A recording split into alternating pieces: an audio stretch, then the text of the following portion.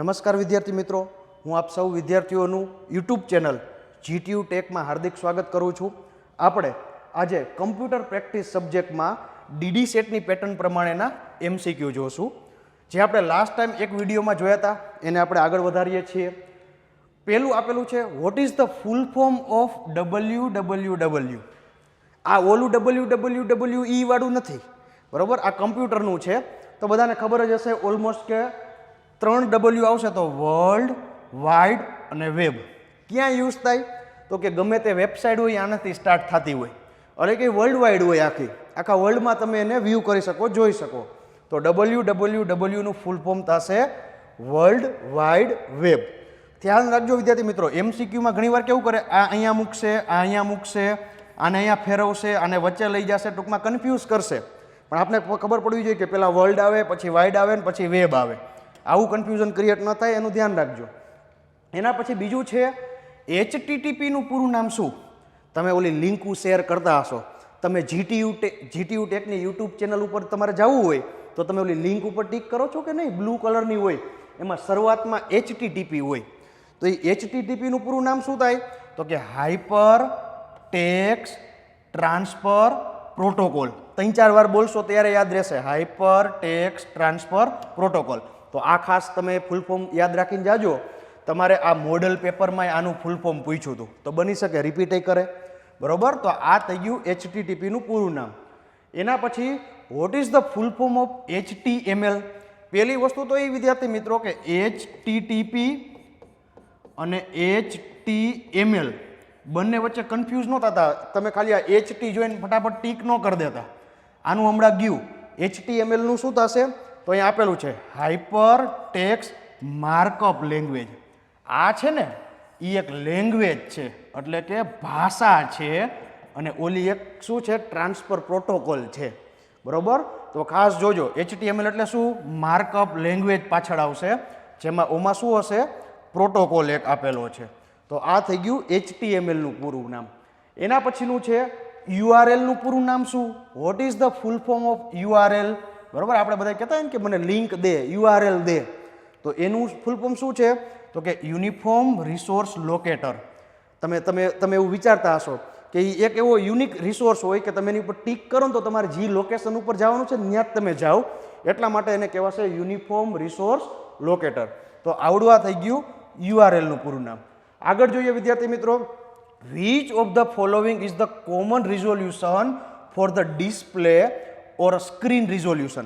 એટલે એવું કહેવા માંગે છે કે ભાઈ જે કોમન ડિસ્પ્લેનું રિઝોલ્યુશન હોય, તમે કેમ ઓલું કરો છો HD, ફૂલ HD, અલ્ટ્રા HD, ઓલું HD, એવી રીતે કોમન ડિસ્પ્લેનું રિઝોલ્યુશન કેટલું હોય? તો એનો આંકડો તમને યાદ રહેવો જોઈએ, 1024/768.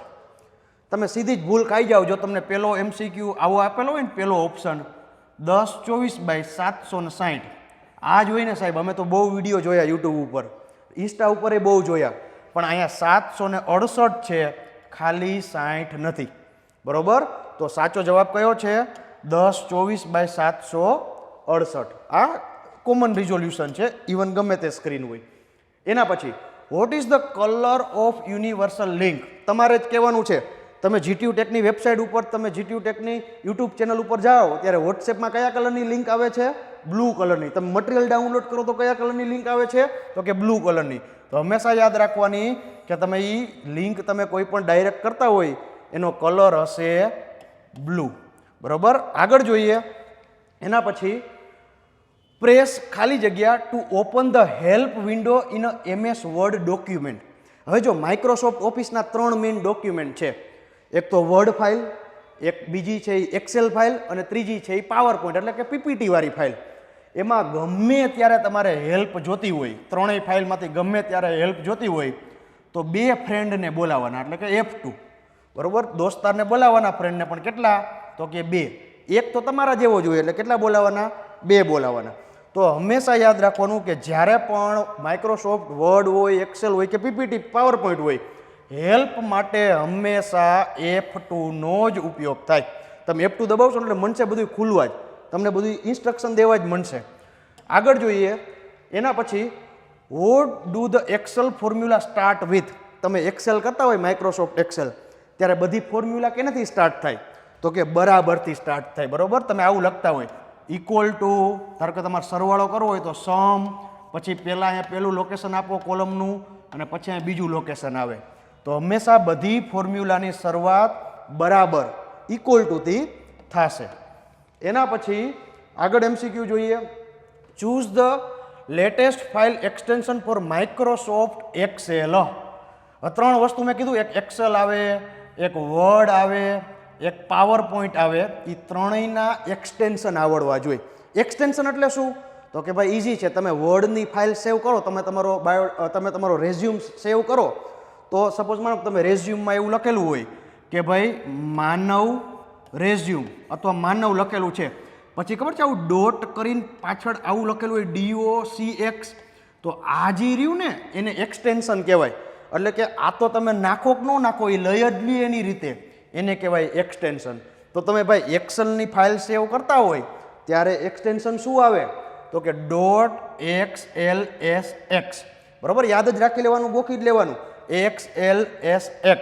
એટલે કે તમે કદાચ માની લો કે કંઈક સીટ બનાવી, ટેબલ બેબલ બનાવવા સીટ બનાવી, તો તમે જે પણ આગળ નામ દો એ પણ પાછળ તો આ જ રહીએ. બરાબર, આગળ જોઈએ MCQ. તો માની લ્યો કે in Microsoft PowerPoint which key is use to play a slide show. એટલે કે માનો કે તમે જ્યારે પાવર પોઈન્ટ બનાવતા હોય ને ત્યારે તમે જોયું હશે આવી સ્ક્રીનમાં શું હોય, તો કે અહીંયા મોટી સ્ક્રીન હોય અને અહીંયા બધી સ્લાઇડો બતાવતા હોય. પણ તમારે આખી સ્ક્રીનમાં આ લેવી હોય તો તમારે દબાવવાનું થશે F5. એટલે કે તમે F5 કી પ્રેસ કરશો ને, F5, એટલે આખી સ્ક્રીનમાં પાવર પોઈન્ટ સ્લાઇડ શો થવા માંડશે. એના પછી આગળ MCQ જોઈએ. તો એમાં એવું આપેલું છે કે choose the latest file extension for Microsoft PowerPoint. હમણાં કીધું કે PPT માટે શું એક્સટેન્શન હોય, તો .pptx. કદાચ તમે આગળ તમારું નામ રાખ્યું હોય તો વાહે તો આ જ આવે .pptx. આની આગળ એક્સેલનું હતું, પાવર પોઈન્ટનું આવ્યું. હવે સાથે સાથે વર્ડનું જોઈ લઈએ. તો કે વર્ડનું શું હશે?